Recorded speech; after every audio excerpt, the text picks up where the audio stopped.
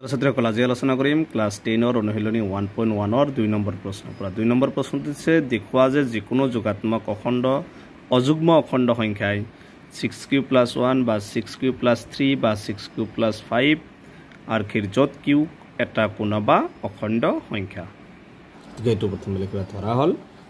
এই যিকোনো যোগাত্মক অযুগ্ম অখণ্ড সংখ্যা এইটো যিকোনো যোগাত্মক অযুগ্ম অখণ্ড সংখ্যা ধৰিছো আৰু b ইকুৱেল যেটো 6q আছে গতিকে b ইকুৱেল কি হ'ব 6 6q + 1 6q + 3 6q + 5 আৰ্কিৰ আছিল গতিকে b ইয়াৰ মানটো কি হ'ব 6 হৈ যাব। ইউক্লিডৰ বিভাজন প্ৰমিকাৰ সহায়ত ইউক্লিডৰ বিভাজন প্ৰমিকাটো আছিল a equal bq + r 0 less than equal r less than b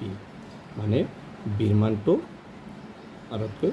সৰু হ'ব লাগিব তাৰমানে b ৰ মানটো 6 হয় আৰু r ৰ মানটো কিমান হ'ব 1 ৰ পৰা 5 লৈকে হ'ব r ইকুৱেল কি হ'ব 1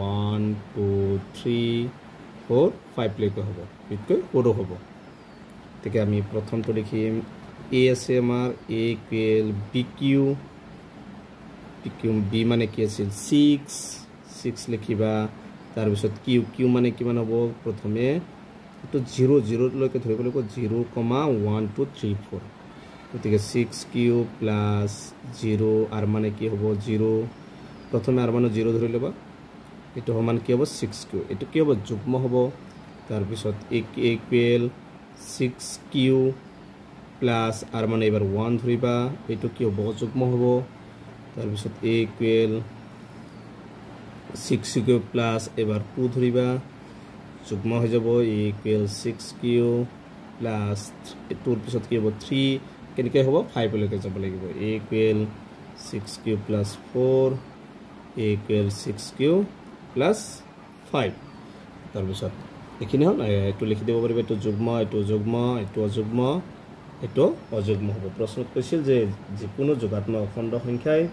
6q + 1 বা 6q + 3 বা 6q + 5 আৰ্কিৰ এইখিনি লাষ্টত লিখি দিবা। এতেকে লিখি দিবা যিকোনো যোগাত্মক অযুগ্ম অখণ্ড সংখ্যাই 6q + 1 আমাৰ 6q + 1 পাইছিলো আৰু 6q + 3 আৰু 6q + 5 আৰ্কিৰ এনেকৈ লিখি দিবা 6q + 1 বা 6q + 3 বা 6q + 5 আৰ্কিৰ য'ত q এটা পূৰ্ণ বা অখণ্ড সংখ্যা এটো হৈছে 2 নম্বৰটোৰ এনসাৰ। 3 নম্বৰ প্ৰশ্নটো হৈছে 616 সদস্যৰ এটা সৈন্যবাহিনীৰ গোটেই 32 জনী এটা সেনা দলৰ পিছে পিছে কদম খোজকাঢ়ি যাবলগীয়া হ'ল দুটা দলে একে সমান সংখ্যক স্তম্ভত কদম খোজকাঢ়িবলগীয়া হ'ল তেওঁলোকৰ খোজকাঢ়িবলগীয়া স্তম্ভৰ উচ্চতম সংখ্যা কি হ'ব এটো প্ৰথমে ইউক্লিডৰ বিভাজন প্ৰমিকা ব্যৱহাৰ কৰি গসাউ ওলাই ল'ব লাগিব। প্ৰথমে লিখি দিছো যেহেতু 616 গ্ৰেটাৰ দেন 32 আছে ইউক্লিডৰ বিভাজন প্ৰমিকা মতে a equal bq + r, 0 less than equal r less than b এইটো সবা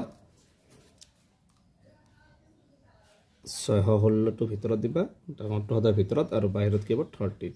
32 তে 61 কেইবাৰ যাব একবাৰ বিয়োগ কৰিবা 1 ধাৰ কৰা 11 পৰা 2 গলে কিমান হ'ব 9 এ থাকিল 5 5 পৰা 3 গলে 2 6 টো নমাই আনিবা এবাৰ 32 দি কেইবাৰ যাব 32 দি যদি 8 বাৰ কৰো 8 2 গুণ 16 1 8 3 গুণ 24 একে 25 আৰু যাব 9 বাৰ মান যাব 32 দি 9 বাৰ গলে কিমান হ'ব 9 2 গুণ 18 1 9 3 27 27 একে 28 তো 9 বাৰ যাব 9 বাৰ গলে কিমান হ'ব 2 8 8 বিয়োগ কৰিবা 6 ৰ পৰা 8 না যায় 1 ধাৰ কৰা 16 ৰ পৰা 8 গলে 8 এ থাকিল 8 18 ৰ পৰা 8 গলে 0 2 ৰ পৰা 2 গলে 0 এবাৰ 32 কা 8 টো সৰু হৈছে কি কৰিবা এই 32 টো লৈ আহিবা সব 8 দি 32 কেইবাৰ যাব 4 বাৰ গতিকে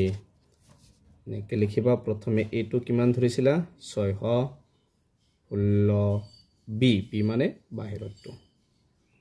আৰু q মানে কিমান হ'ব এই 19 ওপৰটো সদায় q টো ওপৰটো আৰু এইখিনি কৰি বাকি কিমান আছিল 8 তাৰ পিছত আকৌ a মানে কিমান হ'ব ভিতৰত কিমান আছে 32 সমান এবাৰ b মানে 8 ইনটু তাৰ পিছত কি আছে q মানে 4 প্লাস ভাগ 1 টো কিমান ওলাইছে 0 যেতিয়ালৈকে 0 নলয় তেতিয়া ওলাব লাগিব গতিকে ইয়াৰ গসাউটো কিমান হ'ব তেকে 616 32 গহাও হ'ব গহাও এই লাষ্টত কিমান আছে 8 এটো হৈছে গহাও লাষ্টত লিখি দেবা এটাকে তেওঁলোকে খুজ কাৰিবলগীয়া স্তম্ভৰ উচ্চতম সংখ্যা কিমান হৈছিল 8 গতি আনসাৰ হ'ব 8 এটো হৈছে 3 নম্বৰটোৰ আনসাৰ